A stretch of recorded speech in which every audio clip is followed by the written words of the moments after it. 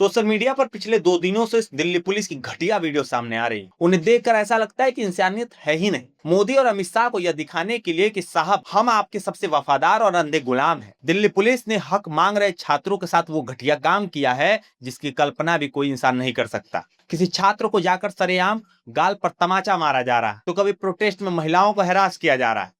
और सबसे खौफनाक सच तो यह है कि पुलिस के जवानों ने अपने डंडे में बकायदा कील लगा रखे थे, ताकि जब वो डंडा किसी छात्र पर पड़े तो उसका मांस फट जाए और वो कील उसके शरीर में धंस जाए। डूब मरो भाई, दिल्ली पुलिस डूब मरो। तुम्हारे अंदर की इंसानियत पूरी तरह मर चुकी है।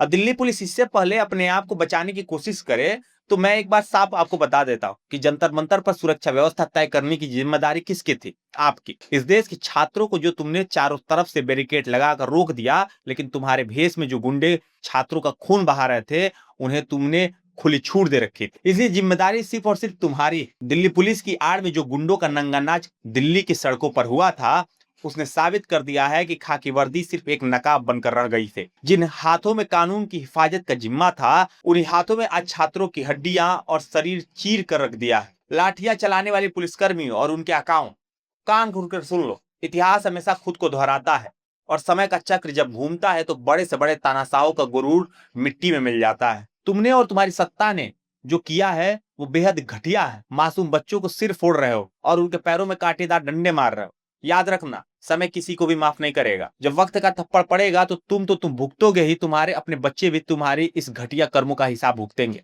जिस दर्द में आज देश के लाखों छात्र और उनके माँ बाप तड़प रहे हैं, वो हाय और वो बद्दुआएं तुम्हें कभी चैन से सोने नहीं देगी। सत्ता आज तुम्हारी है, पुलिस तुम्हारी है, लेकिन ऊपर वाले की अदालत का न्याय जब होता है तो वर्दी का यह घमंड एक सेकंड में चकनाचूर हो जाता है। सच्चाई यही है कि आज की सरकार और इनके इशारे पर काम कर रही यह पुलिस पूरी तरह से संवेदनहीन और अमानवीय हो चुकी है। इन्हें देश के युवाओं के टूटते भविष्य, बहते खून और आंसुओं से कोई मतलब ही नहीं है। लेकिन इस तानाशाही के खिलाफ देश का युवा अब खामोश नहीं बैठने वाला है। हर एक लाठी और हर एक जख्म का हिसाब इस देश की जनता ले ही रही है और लेगी भी।